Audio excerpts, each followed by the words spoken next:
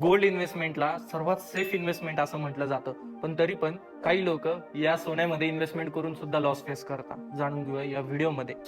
Gold इन्व्हेस्टमेंटला safe haven असं म्हणतात आणि लोक इंडियन कल्चरमध्ये गोल्डला खूप वेगळ्या प्रकारचं प्राधान्य दिलेलं आहे की त्याच्यामध्ये इन्व्हेस्टमेंट केली पाहिजे. पण तुम्ही गोल्डचा जर का लॉंग टर्म चार्ट पाहिला, त्याचा जो CAGR रिटर्न आहे तो 9% 10%च्या अराउंड आहे, जो इन्फ्लेशन पेक्षा 2-3% जास्त आहे ऍक्च्युअल इन्फ्लेशन पेक्षा. म्हणजे रिटर्न वाईट आहे का? तर नाही. बट याच्यामध्ये काही ड्रॉबॅक्स पण आहेत. तो ड्रॉबॅक्स काय बघितलं जाणार, तुम्ही जर का 2012 ते 2018 मध्ये जर का गोल्ड इन्व्हेस्टमेंट मध्ये असते, तुम्ही म्हणजे गोल्ड मध्ये इन्व्हेस्ट केले असते 2012 ते 18 मध्ये, तर तुम्हाला फ्लॅट रिटर्न भेटले असते. आता तुम्ही लेट अज्यूम करा 2012-13 तुम्ही इन्व्हेस्टमेंट चालू केली, 4 वर्ष झाले आणि तुमचे पैसे वाढतच नाही, तर एखादा एक्झिट करू शकतो लॉस मध्ये.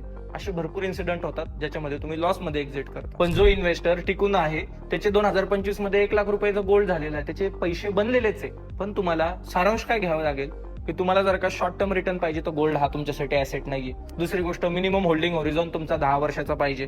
त्यानंतर अजून एक ड्रॉबॅक असा आहे की तुम्ही रेग्युलर इन्कम सारखं गोल्ड मध्ये करू शकत नाही. जसं की आता म्युच्युअल फंड घेतलं, तुम्ही HWP घेऊ शकता, स्टॉक्स मध्ये तुम्हाला डिव्हिडंड येतो, पण गोल्ड मध्ये तुम्ही करू शकत नाही. आणि गोल्ड हा अनसर्टन इव्हेंट्स मध्ये चांगला प्ले आउट करतो. अजून माहिती पाहिजे या नंबरवर मला कॉल करा. धन्यवाद.